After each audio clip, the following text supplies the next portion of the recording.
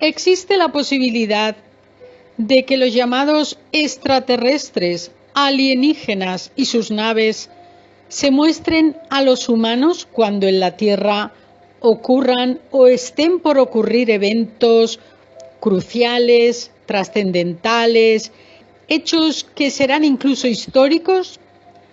Aviso de que lo que voy a contar aquí deben ustedes tomarlo en ese mismo marco tan inmenso y tan amplio en el que están todos esos casos, todos esos investigadores, todos esos buscadores de la verdad, sus libros, sus documentales y, por supuesto, sus vídeos como este, que hablan sobre este tema y que se remonta a tiempos inmemoriales, ya que estas manifestaciones, las llamadas en genérico fenómeno ovni, ni está resuelto ni lo estará, por eso da tanto que hablar, a menos que se reduzca todo eso que acabo de decir y más a una sola respuesta, 2 puntos.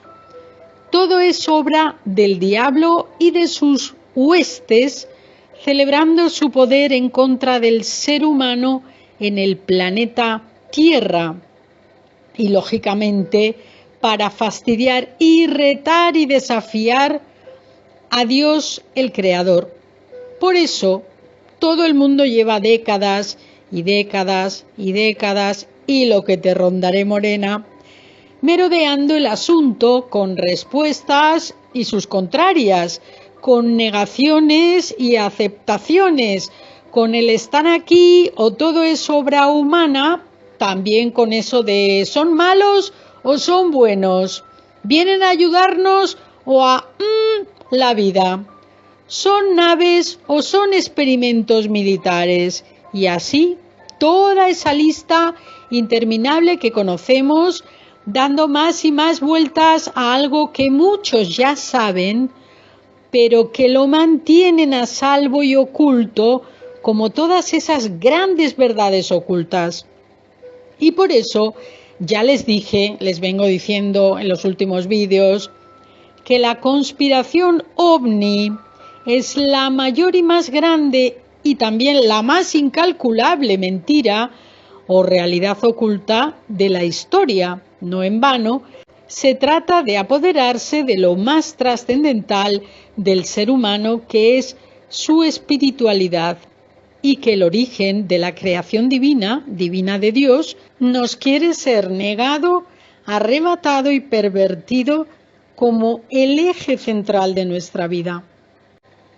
Porque a ustedes también les sonará eso del pacto entre humanos y no humanos para gobernar la tierra. Sí, es cierto, pero el enfoque que yo le doy es este, concretamente, y no otro. Miren ustedes, el origen de la creación divina es divina porque emana de Dios, quien nos dio tanto la vida como el alma a todos y cada uno de nosotros.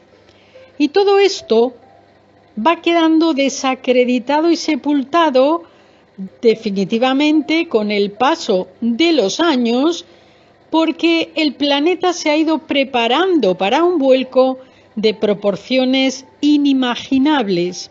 Como ya sabrán, los gobernantes, y no me refiero a los políticos de cara visible, que son solo las marionetas necesarias para hacer creer y para ofrecer una de tantas barreras que les asegure a esos otros gobernantes en la sombra la necesaria protección para defenderles de una masa enfurecida. Como saben, esos gobernantes y también ahora las marionetas adoran al maligno.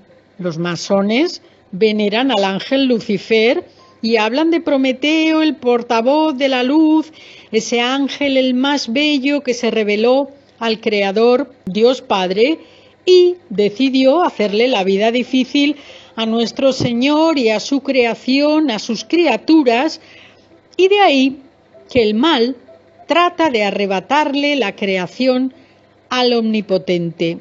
Así que para hacer este vídeo, queridos amigos, antes y durante debo decir: Dios mío, confío en ti.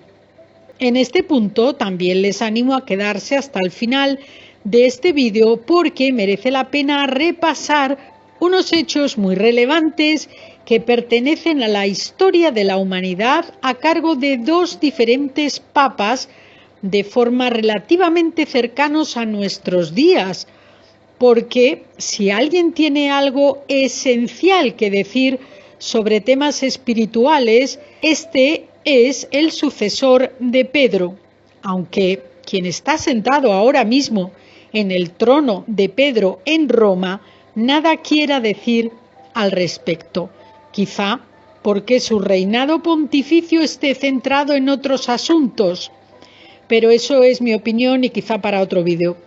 Y bien, queridos amigos, con todo lo relatado hasta aquí, y si han llegado a este punto del vídeo, claro, por favor les pido que extrapolen por reducción todo lo dicho, lo extrapolen al país desde el que les hablo, que es España. España, el mayor reducto concentrado de la cristiandad de Europa, reconocido mundialmente desde los Reyes Católicos y con toda la hispanidad como estandarte único, una fortaleza única en su pensamiento espiritual, cuyo poder residía exactamente en ser los defensores de la fe cristiana. Y para que tengan, queridos amigos, presente cómo la historia debe ser contemplada como un presente que se repite siempre con otras formas, España y la hispanidad debía ser sometida a los dictados del imperio del mal. Estamos hablando de 1965, una década antes del fallecimiento de Francisco Franco, hecho a partir del cual todo quedaría expuesto. España, como ya saben, ha recibido los mayores golpes posibles para arrodillarla y postrarla ante el maligno, también ante sus enemigos en la tierra, y aquel artefacto temible de Valladolid, nada más acabar precisamente, nada más y nada menos que el Concilio Vaticano II en Roma, en la misma fecha, 1965, aquel artefacto enviaba un mensaje a quien pudiera recibirlo e interpretarlo correctamente. Y así fue, siendo, curiosamente, precisamente, el protagonista a su pesar de ese avistamiento en detalle, si podemos decirlo así, el padre Antonio Felices. Entiéndase bien, en este contexto en el que les hablo y no en otro, entiéndase que no estoy culpando ni mucho menos al padre Felices de ningún contubernio con el diablo ni nada semejante, que alguno habrá que termine acusándome de matar al mar muerto. No abran las orejas, les pido por favor, pero también su corazón, porque estamos en una guerra espiritual que nos atañe a todos. Y bien, creo que algunos investigadores en todo el mundo sobre este fenómeno sí que han hecho esta correlación entre el mundo de los ovnis, alienígenas, extraterrestres y el demonio y los demonios, en definitiva. Otros, y yo misma sin haber sido nunca una investigadora de casos ovni, pero que como todos ustedes sí que he visto muchas veces informaciones relacionadas, vídeos, revistas no, pero vídeos muchísimos. Sobre todo, todo lo que tenga relación con casos o avistamientos en mi país, en España.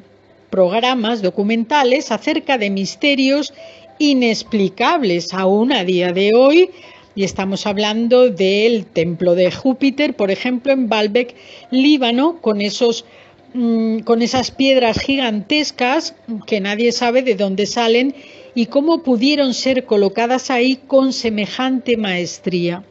De manera que muchos como yo hemos llegado a la conclusión de que definitivamente todo lo relacionado con este tema es de orden espiritual. Y el tema ovni y sus colaterales fenómenos paranormales también, diría yo, especialmente también. Se trata nada más y nada menos de la venganza del diablo para dejar constancia de su existencia y de su poder. Y creo que nunca antes como ahora estamos viendo muchos detalles que nos animan a pensar que esto que estoy diciendo es verdad. Y sabiendo que lo que voy a decir entra de lleno en la llamada conspiranoia, pues aprovechemos el concepto para hacer un vídeo sobre lo que deduzco, y lo voy a hacer mediante un caso ovni español, inmensamente significativo, pero al mismo tiempo largamente e intensamente ocultado.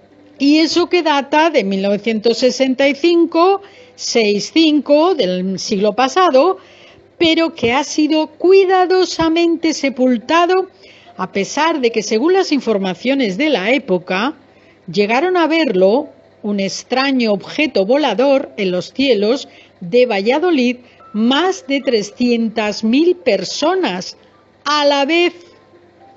Y les informo también, ya de paso, de que hay avistamientos registrados como tal desde finales del siglo XIX en España.